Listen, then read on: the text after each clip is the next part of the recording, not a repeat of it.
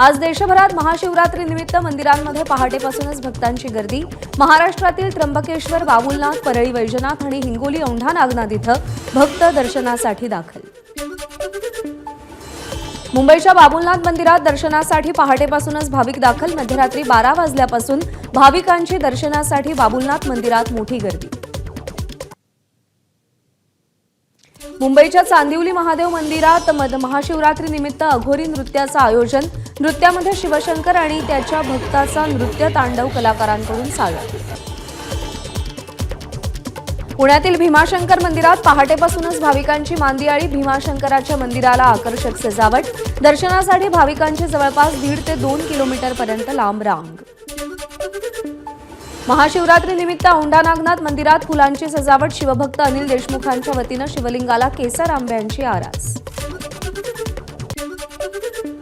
12 ज्योतिर्लिंगांपैकी एक असलेल्या छत्रपती संभाजीनगरमधील घृष्णेश्वर मंदिरात भाविकांची गर्दी। गुजरात, मध्य प्रदेशसह अनेक राज्यातून भाविक दर्शनासाठी मंदिरात दाखल। लातूरचा ग्रामदैवत श्री सिद्धेश्वर आणि रत्नेश्वर देवस्थानच्या यात्रा महोत्सवाला सुरुवात। हर हर महादेवच्या गजरात परिसर दुमदुमला। परंपरेप्रमाणे गवळी समाजाच्या वतीनं सिद्धेश्वरास दुग्धाभिषेक। महाशिवरात्री निमित्त आज उज्जैनच्या महाकालेश्वर मंदिरात भस्मारती संपन्न। दर्शनासाठी भाविकांची गर्दी। वाराणसीच्या काशी विश्वनाथ मंदिरात महाशिवरात्रीचा उत्साह। काशी विश्वनाथ मंदिरातील शिवलिंगाला फुलांची आरास। पहाटेपासून भक्तांची दर्शनासाठी गर्दी। आज प्रयागराजमधील महाकुंभ मेळ्याचा शेवटचा दिवस। आज सुमारे 2.5 कोटी भाविक गंगा स्नान करण्याची शक्यता। गर्दीवर नियंत्रण ठेवण्यासाठी कुंभ प्रशासनाकडून चोख बंदोबस्त। भंडाऱ्यात प्रयागराजच्या त्रिवेणी संगमावरील अमृत जलचे 2 टँकर महाशिवरात्री निमित्त कुंभस्नानाचं आयोजन। सकल हिंदू समाजानं पुढाकार घेतला। महाकुंभ मेळ्याला जाऊ न शकलेल्यांसाठी ही पर्वणी। विधानसभा अध्यक्ष राहुल नार्वेकर आणि अतुल सावेंचं महाकुंभ मेळ्यात पवित्र स्नान। दोघांनी सहकुटुंब कुंभमेळ्यामध्ये स्नान केलं।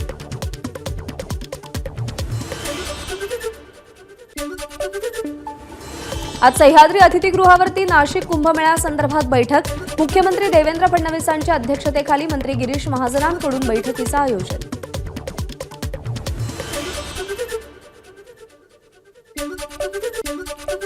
सिंहस्थ कुंभमेळ्यासाठी सार्वजनिक बांधकाम विभागाचा 3,345 कोटींचा आराखडा शासनाला सादर। सिंहस्थ कुंभमेळा 22 महिन्यांवर येऊन ठेपल्यानं प्रशासनाकडून जय्यत तयारी सुरू। मस्साजोगवासियांच्या अन्नत्याग आंदोलनाचा आजचा दुसरा दिवस। आज बजरंग सोनावणे, धनंजय देशमुखांची भेट घेण्याची शक्यता। मस्साजोगच्या ग्रामस्थांची बैठक। ग्रामस्थ आंदोलनावर ठाम। मागण्या प्रशासनापर्यंत पोहोचवू असं पोलिसांचं पत्र आलं असलं तरी प्रशासनाकडून ठोस आश्वासन मिळेपर्यंत आंदोलन सुरूच राहणार, ग्रामस्थांची भूमिका।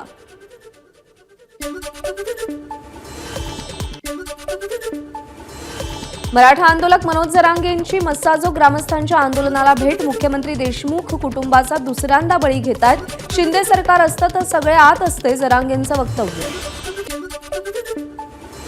देशमुख कुटुंबियांच्या जीवाला धोका झाला तर गाठ मराठ्यांशी, मनोज जरांगेंचा सरकारला इशारा। मस्साजोगच्या ग्रामस्थांना अन्नत्याग आंदोलन करताना पाहून दुःख होतंय, अंजली दमानियांची एक्सपोस्ट। मंत्री असेल तर यंत्रणा कामाला लागते, सामान्य माणूस असणं गुन्हा, दमानियांची एक्सपोस्ट। खासदार सुप्रिया सुळेंचा धनंजय देशमुखांना फोन। मस्साजोग गावात सुरू असलेल्या अन्नत्याग आंदोलनाची सुप्रिया सुळेंनी माहिती घेतली। यावेळी सुळेंकडून देशमुख कुटुंबियांच्या तब्येतीचीही विचारपूस। राज्य सरकारी कर्मचाऱ्यांचा महागाई भत्ता 3% वाढला। राज्य सरकारचा मोठा निर्णय। फेब्रुवारी महिन्यातच थकबाकी मिळणार। महाराष्ट्र राज्य डेटा धोरणाला मंजुरी। राज्य डेटा प्राधिकरण स्थापनेची घोषणा। महाराष्ट्र इन्स्टिट्यूशन फॉर ट्रान्सफॉर्मेशन अंतर्गत कार्यरत होईल डेटा प्राधिकरण। मुख्यमंत्र्यांची एक्सपोस्ट करत माहिती।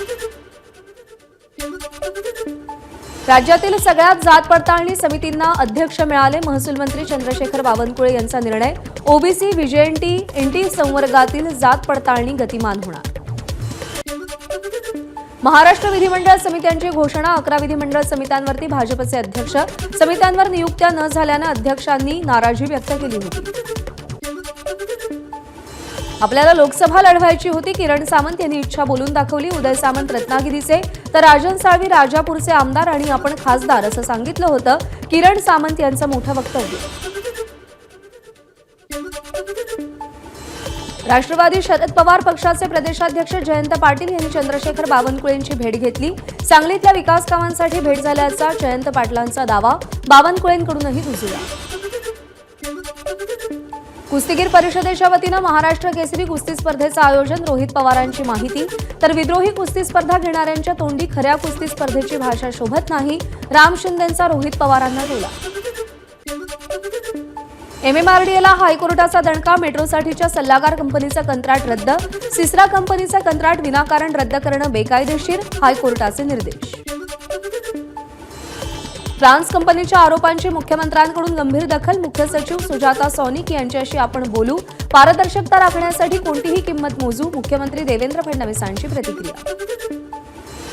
एकनाथ शिंदेंकडून फ्रेंच कंपनीच्या आरोपांमधील तथ्य शोधण्यासाठी चौकशी समितीचे आदेश.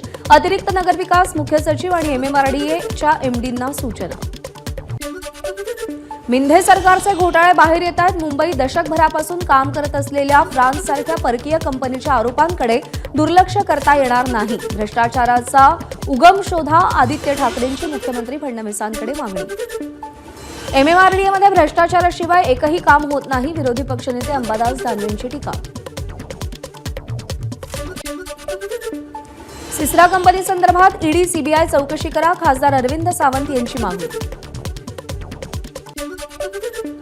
महाविकास आघाडी सरकारच्या काळात मंत्री संदीपान भुमरेंच्या OSDकडून 5 कोटींच्या एका कामासाठी 5 लाखांची मागणी. आमदार अमोल मिटकरी यांचा खळबळजनक आरोप. पारदर्शक सरकारसाठी मुख्यमंत्र्यांनी उचललेलं पाऊल स्वागतार्ह. मिटकरींची प्रतिक्रिया. अमोल मिटकरींनी केलेल्या आरोपांवर बोलण्यास संदीपान भुमरे यांचा ABP माझाशी बोलताना नकार. या प्रकरणाशी संबंध नाही. भुमरेंचं स्पष्टीकरण.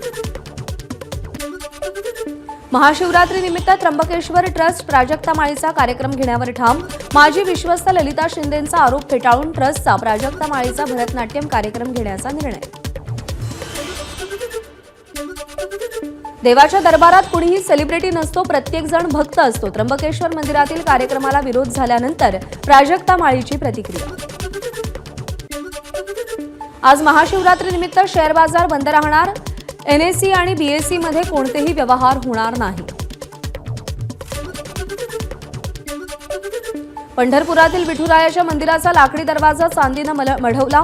नांदेडमधील अर्गुलवाल परिवारानं 30 लाख रुपये किमतीची 30 किलो चांदी मंदिराला भेट दिली. डॉक्टर नरेंद्र दाभोलकर हत्या प्रकरणातील आरोपींनी हायकोर्टात दाखल केलेल्या याचिकेवर आज सुनावणी. पुणे सत्र न्यायालयानं जन्मठेपेची शिक्षा सुनावली होती. न्यू इंडिया कोऑपरेटिव्ह बँक घोटाळा प्रकरणी 2019 ते 2024 पर्यंत ऑडिट करणाऱ्या सगळ्या कंपन्यांना समन्स.